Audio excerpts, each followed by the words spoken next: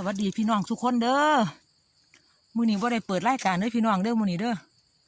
หาหน่อใหม่เลยพี่น้องมาหอดกอมาละหาเลยมื้อนี้บ่ได้เปิดเด้อพี่น้องเด้อนวลเลยมื้อนี้มาตัดไปเลยคน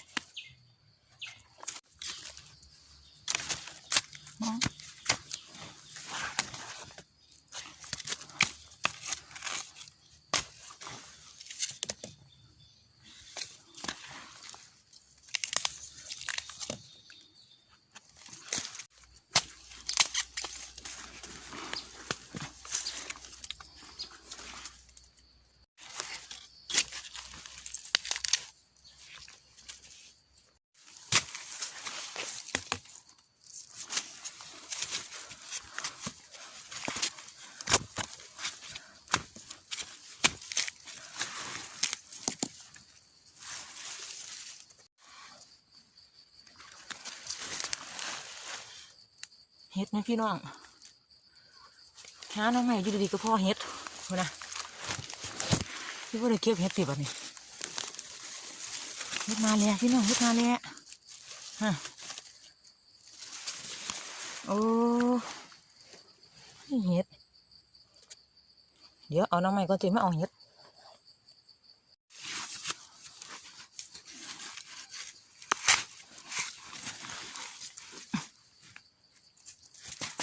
ก่อนนี้มี3 หน่อพี่น้อง